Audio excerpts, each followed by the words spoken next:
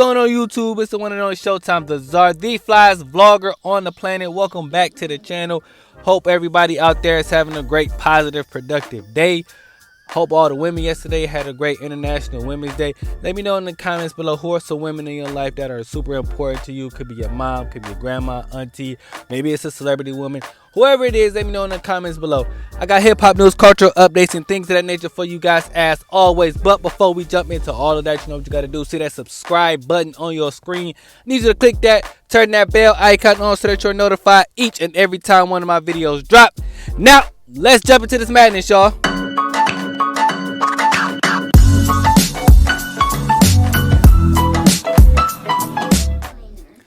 Alright guys, so the first thing I want to discuss with you guys today, for all my sports fans out there, just got a question. How did y'all enjoy the NBA All-Star game on Sunday? Personally, I thought it was cool, man. Shout out to my guy Steph Curry. He went crazy in that three-point contest. The best shooter ever. I will not argue with that. Steph Curry goes crazy, so shout out to him, man. It's the second time he won a three-point contest. But all in all, he actually had a really good All-Star game. Definitely think he should have won the MVP, but that's neither here nor there. Let me know how you guys feel about the All-Star game in the comments below. I know there's a lot of controversy surrounding the All-Star games, seeing as how COVID is still going on and how Atlanta is their state is, or the city of Atlanta is very open. Actually, the state of Georgia is just open in general. So let me know how you guys feel about that in the comments below. Now, let's switch gears here. Now, one of the things that I've been seeing on social media, this whole Pepe Le Pew situation. Now, if you don't know what I'm talking about, Pepe Le Pew, the skunk from the Looney Tunes cartoons, is not going to be in the Space Jam 2 movie because social media feels like he represents rape culture. Okay, now they don't think he's a rapist or the character is a rapist. They just think he's represents what rape culture is in today's society and that he's a little too aggressive. Okay, now here's my thing. Looney Tunes was created around the 1950s, 60s. It's an old cartoon, okay? Bugs Bunny ain't a new character. The whole crew, Daffy Duck, Porky the Pig, Lola Bunny, those are some very, very retro characters, okay? My parents grew up watching Looney Tunes. Now, because the character was created, Pepe Le Pew that is, in the 50s, that type of culture, or what he represented, was okay then.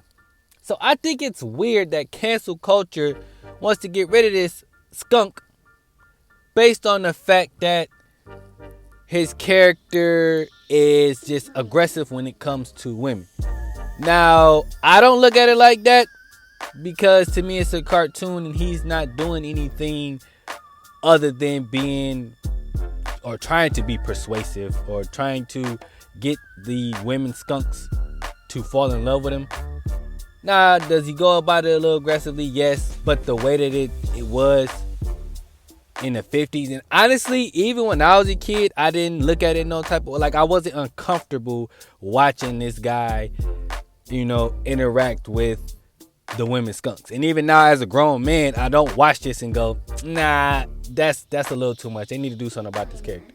It's just like, I don't think when they created it, or him, I should say, their intention was to create a controversial character or a character that's over the top. I just think that he wanted to fall in love so quickly and wanted to woo the woman skunks so bad that he was a little aggressive with it. Or actually a lot aggressive with it. Only thing I'm saying is I think that cancel culture this is one of those times where y'all just being oversensitive. I don't think kids are going to watch that and try to emulate Pepe Le Pew. Because in the end, he really didn't get the girl skunks anyway. You know what I mean? So it's like, what's the harm? He's just shooting his shot and he's just failing at almost every chance he gets. Let me know how you guys feel about this in the comments below. Is cancel culture going too far with this whole Pepe Le Pew situation, or do they have a point? Is Pepe Le Pew a over-the-top cartoon character, and is he actually representing rape culture? Let me know what you guys think in the comments below.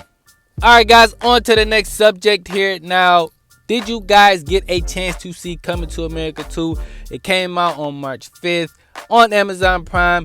Spoiler alert, there might be some spoilers in here. So if you haven't seen the movie, you might want to fast forward past this part other vlog because I might say some things that ruin the movie for you. But if you have, sit down, listen to me. Alright, so I've been seeing a lot of mixed reviews with this, okay? Now, I've seen people say that it was super trash, and I've seen a lot of people say, man, it was okay. Personally, I fall under the category of, man, it was okay. Alright, honestly, I will rewatch it.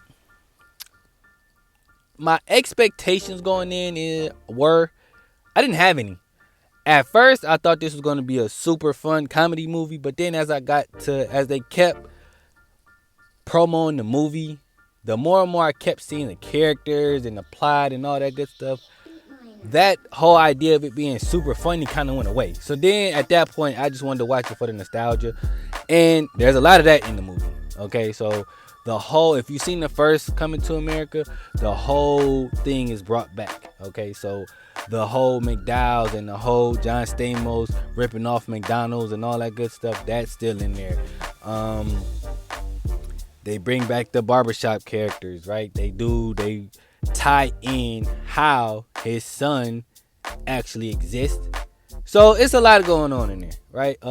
One thing I do love about this movie, though, I do love the fact that they gave Leslie Jones such a big role in this movie. She was funny.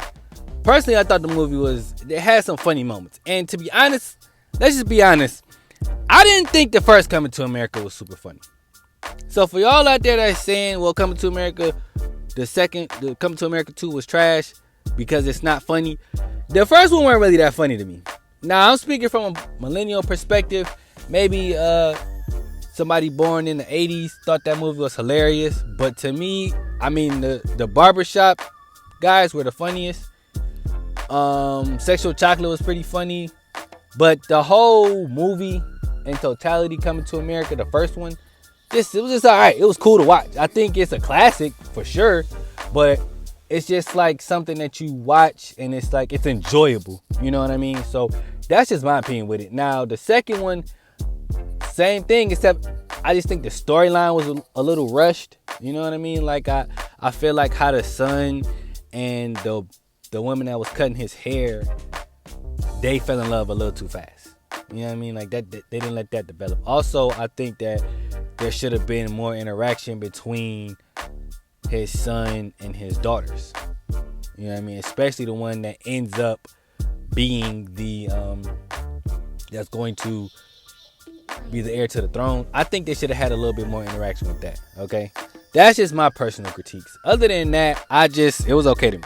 Okay, wasn't phenomenal. Wasn't trash though. It was just, like I said, I would personally watch it again. I think in a couple years when it's on BET, we're gonna appreciate it more. I just think we were so wrapped up in it being the second version of a classic movie that how do you follow up something like that? To me, it wasn't bad. It just, you could tell it was rushed. Let me know how you guys feel about it if you saw it in the comments below. Alright guys, and the last thing I want to discuss with you guys today before I get up out of here. Now I want to get to this story a little bit sooner, but unfortunately I was unable to. Now, Beyonce's father, Matthew Knowles, was doing an interview on Leah's Lemonade and was asked if he can see the comparisons between Chloe Bailey and Beyonce. Now, before I get into what he said, let me just make this statement clear.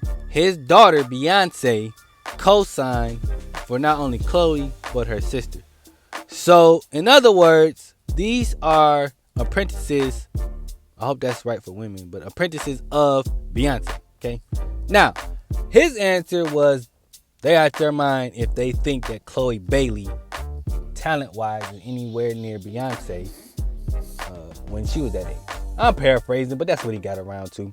I thought that was whack. And the reason I thought that was whack is because obviously you're going to feel some type of way about your daughter because who's the biggest star in the world right now? Who's a bigger star than Beyonce? Come on, man. Nobody. So, of course, you're going to feel some type of way about comparisons to your daughter who is a mega superstar. But to say that that's way off, you could have just been like, well, personally, I don't see it, you know what I mean? But I think she's a great talent. You didn't have to trash that girl, and I thought that was whack. I thought that was whack on his part because not only does your daughter think that they have talent? That just look bad on you to make it look like you hating on this little girl. And let me stop calling her a little girl because she's not a little girl. But the idea that you tried to, bash her, that's just corny, man. It's just whack. It's like, you can think your daughter's the best, and you're supposed to. But to then turn around and make it seem like the girls that she co-signed for are just trash, I don't like that. I don't like how that looks. Let me know how you guys feel about that in the comments below. Personally, I just think he just went a little too far. It's a ways to say that he doesn't see the comparison, but thinks that she has a talent. Now, that's one thing. But the way that he went about it, to make her seem like there's no way in hell that she could be Beyonce, I don't like that. That was whack. Because I think she's dope. I think her and her sister Haley are dope. They can both sing. I think people need to let them grow. But I do think if Beyonce is co-signing for him, then she knows what she's talking about. But let me know how you guys feel about it in the comments below. But that's all I got for you guys today. If you guys enjoyed this video, leave a like, leave a comment, share, subscribe. And until next time, I'm out of here, y'all. Peace.